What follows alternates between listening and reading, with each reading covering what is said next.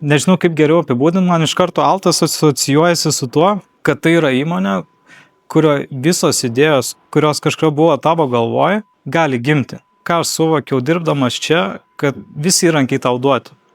Jeigu tu sugebi parduoti idėją, tu gali tai padaryti gyvų daiktų. Tai visos tos idėjos čia gimsta. Va tas, manau, svarbiausia. Man pačiam kaip dirbančiam čia labai yra svarbu pamatyti galutinį rezultatą, o aš čia jį ir pamatau, aš jį padarau.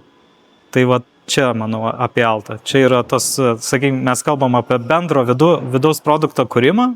Tai Altas yra lygų bendro vidaus produkto kūrimui ir tam rezultatui įkurti. Aš atėjau į Altą drebėdamas. Aš visiems dabar irgi savo komandos nariams, kurie ateina naujai paskui šitą istoriją, nes man atrodo labai yra tokia istorija, kurią gali ir kiti pajaus. Nes dažnai ateinam į darbą, jausdami kažkokį stresą, pokytį, tai nėra malonu. Ateidamas čia po kolegijos, aš buvau kaip, nežinau, kokia stirna drebanti. Pirmi pietų su nauju vadovu, tai man buvo didžiausias stresą keliantis susitikimas su juo, net negalėjau valgyti, mane pykino. Kai pradėjau nuo to, aš pažiūrėjau tą pradinį momentą ir kuo aš dabar tapau per tą ilgą kelią, aš pagaliau nusiraminau, suprantu apie ką aš čia darau ir tas kelias visų, man atrodo, yra toks, kad pradžioj mes jaučiam kažkokį diskomfortą, nemalonumus, tai aš tą patį noriu ir perduoti su manim dirbantiems žmonėms, kad kažkuriais momentais būna nemalonu, diskomfortiška, bet visą tai darom tam, kad išlipti savo ribų ir pasiekti gerą rezultatą. Tu eini į pirmas dėrybas ten su tiekėju, tau nemalonu, nežinai, ko jo paklaus, bet tu pirmą kartą nuėjai, pradalyvavai ten, antrą kartą jau ateisi geriau pasiruošęs. Ir to pavyzdžio, tas rodymas net nuo smulkių dalykų, sakykime, atsiranda. Net aš visada stengiuosi ateiti laiku, pasiruošti prie susitikimą. Kai aš einu, sakykime, susitikimus su savo komanda, aš jiems tokiais paprastais pavyzdžiais, aš atėjau pasiruošęs, aš gerbiu jūs, jūsų laiką, aš esu apsišvietęs, apie ką kalbėsim, aš neverčiu nieko laukti, tai, manau, pasąmoniškai irgi jie tą įsideda į galvą ir tas labai veikia juos tobulinti. Šiaip darbingai pas mane dabar pastarėjai 3 mėnesius, tai kosmose esu. Aš 3 mėnesius, beveik 4 jau vadovu tapau komandos, o pas mus viskas dega, viską reikia keisti.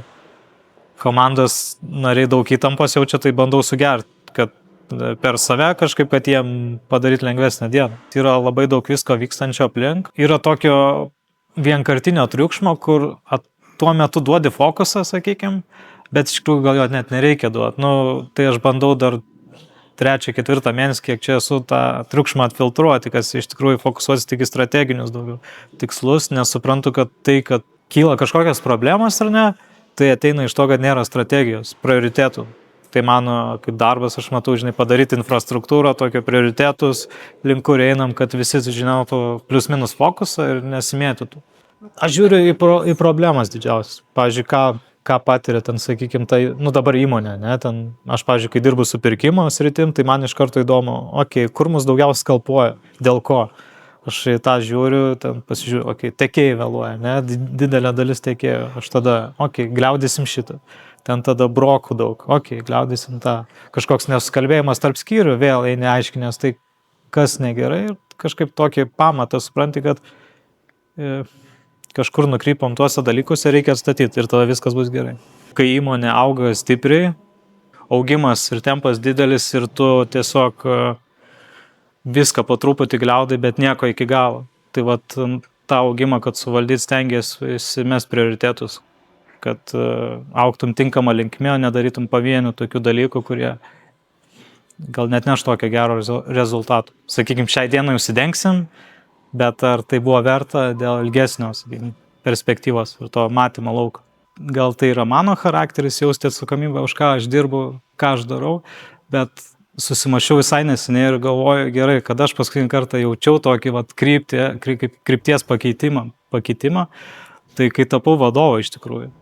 Nes supratau, kad tai nėra tik apie mane, aš daugiau pradėjau žiūrėti iš tos perspektyvos, kad aš nešu už visus dabar atsakomybę. Jeigu anksčiau veikdavo savęs ten paties ugdymas, fokusas į save, kaip geriau padaryti rezultatą, dirbant su kitais, tai aš dabar žiūriu, kaip padaryti rezultatą, bet kaip padaryti per tuos savo komandos narius, kad ir jiem būtų gerai, kad ir jie augtų, nesustoju ties su savimi ir savo personaliu, sakykime, rezultatų, bet matau tai iš plačios perspektyvos. manau, nėra tokio lyderio, kuris darydamas priešingai uždegs komandą. Manau, tai vienas iš lyderystės požymių, kai tu vedi kažkur komandą, tuo metu pasirinkai netinkamą kryptį galbūt, bet tu pripažinai laiku, nieko nenuslėpi, tai čia yra ta tikroji lyderystė, kai tu gali pripažinti, pasakyti, sufeilinau, kur, kaip darom kitaip ir kur lekiam tolyn. Dažnai žmonės mąsto ir aš pats anksčiau mąstydavau, kad visi viską žino. Ką aš galvoju mintyse, tai atrodo, taigi čia natūralu, mes taip suvokiam visi. Ir dirbdamas čia per tą komandinį darbą, aš supratau, kad niekas nieko nežino. Mes galim tik spekuliuoti iki tol, kol pasikalbam su kolega, su partneriu, su kažkuo ir tada iš tikrųjų suprantam, kaip mes abu matom tą dalyką.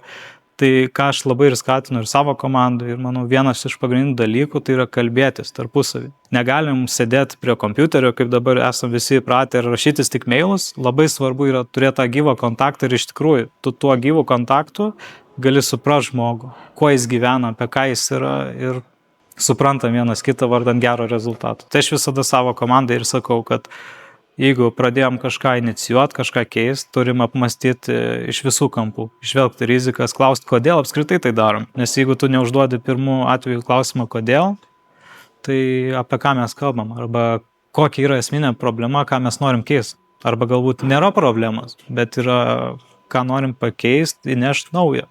Tiesiog, tai apmąstymas iš visų kampų, nepaliekant kažkam kitam. Nes visi gali pasidaryti savo darbą, savo kelyje paprastai, sakyti, aš čia padariau, manęs nebelieskit. Bet mano komanda ir mano visas suvokimas Alti yra apie tai, kad mes esam komanda, tai mes jau inicijuodami tai apmąstom viską už visus ir komunikuojam tuo laikotarpiu, kad viską uždengtume. Darbinantis manęs paklausė, ko tu nori, kur matai save, aš tuo metu melavau, aš sakiau, kad tikrai ne tavo vieta, aš noriu čia būti specialistu. Tas noras būti vadovo, eiti toliau, tai čia natūralu.